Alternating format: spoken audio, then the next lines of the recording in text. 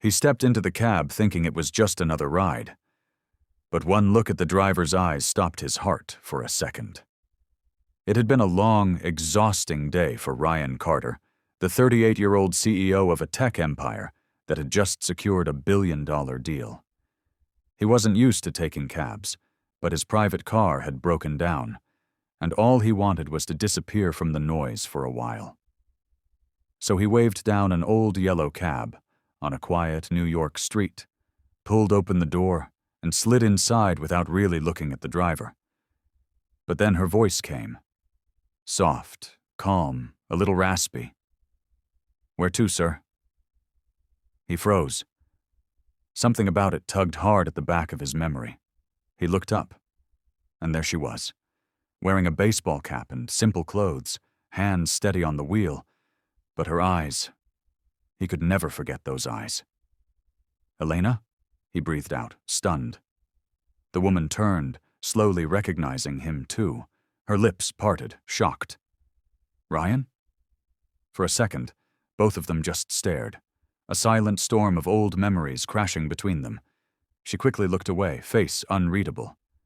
"It's been a long time," she said quietly, starting the engine. Ryan leaned back, heart racing. Elena. The girl who once shared library tables with him.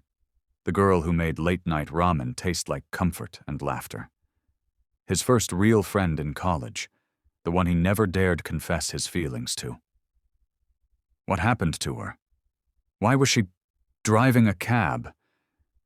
He didn't say anything yet. But he knew. This ride wasn't going to be ordinary. The car moved through the city streets. But inside the cab, the silence was louder than the traffic outside.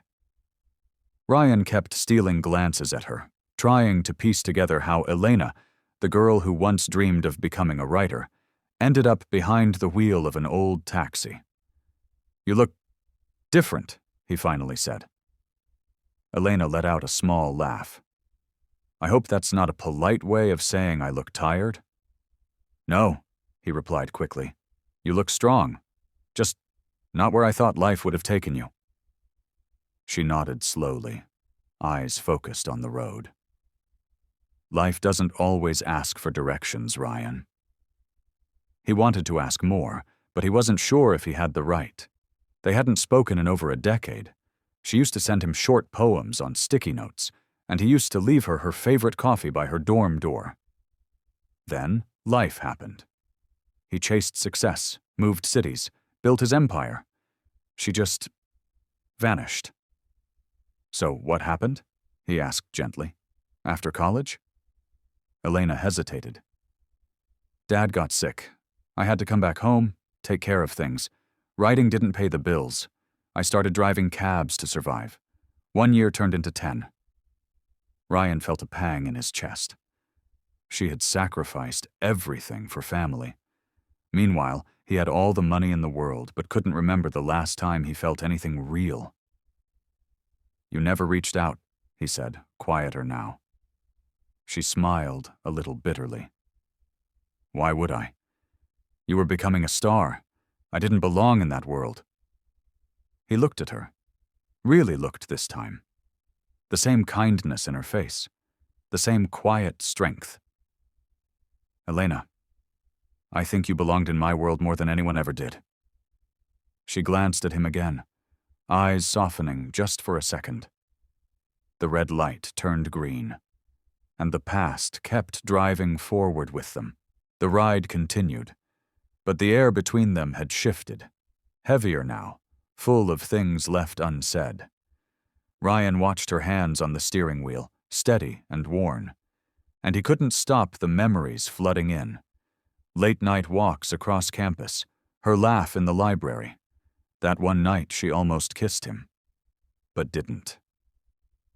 "Elena," he said, voice low. "Why didn't you ever tell me you were struggling?" She gave a small shrug. "Because I didn't want your pity. I knew who you were becoming. Your name was in magazines before we even graduated. I didn't want to be a story you felt bad about." "It was never about pity," Ryan said firmly. "I cared about you. I still do." Her knuckles tightened on the wheel, just for a second. Well, people who care usually don't disappear without a word. That hit him harder than he expected. "I'm sorry," he said. "I should have looked for you." She didn't answer right away. They turned onto a quieter road, the city noise fading behind them. "I don't blame you," she said at last. "You chased your dreams. I let go of mine." "No," he said, leaning forward. "You paused them. That's different. Elena, you were the best writer I knew." She gave a soft laugh. "Yeah, well, words don't pay rent." "They can," he said, "if you let them." She glanced at him, a flicker of confusion in her eyes. "What do you mean?" "I mean, maybe it's time someone reminded you how good you were. Maybe it's time someone believed in you again." Elena turned into his hotel driveway, put the cab in park, and turned to face him fully for the first time since he got in. "Why now, Ryan?" she asked. "Why suddenly show up and say all this?" He held her gaze. "Because fate just put you in my path again, and I'm not going to waste it this time." Her lips parted slightly, like she wanted to say something, but didn't. Before either of them could speak, the hotel valet knocked on the window, snapping them out of the moment. Ryan stepped out slowly, then leaned back in. "Meet me here tomorrow morning," he said. "Don't say no yet, just think about it." And with that, he walked inside, leaving Elena staring after him, heart pounding for reasons she didn't want to admit. Elena didn't sleep that night.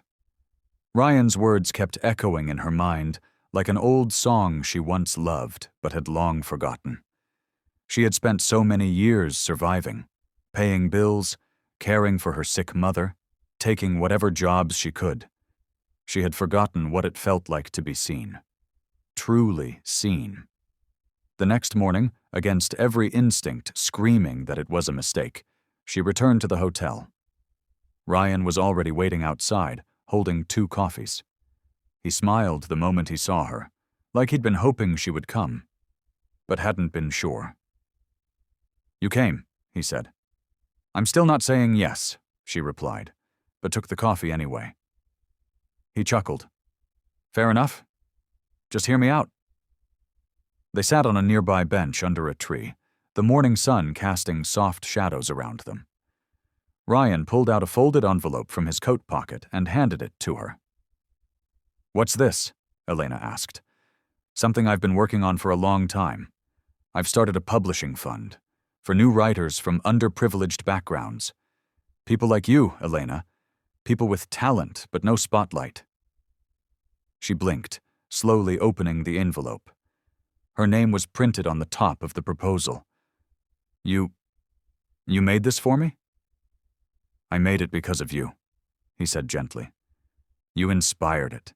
And now I want you to be the first writer we publish, the first story we launch." Tears welled up in her eyes, but she quickly looked away. "I'm just a taxi driver now, Ryan. What if I fail?"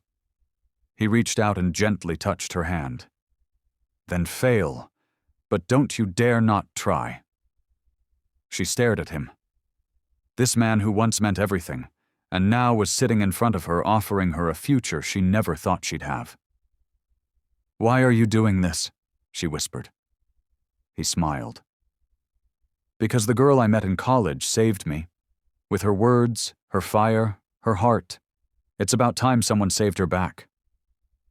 And in that moment, under the rising sun and between 2 paper coffee cups, Elena finally let herself believe that maybe, just maybe, her story wasn't over. It was just beginning.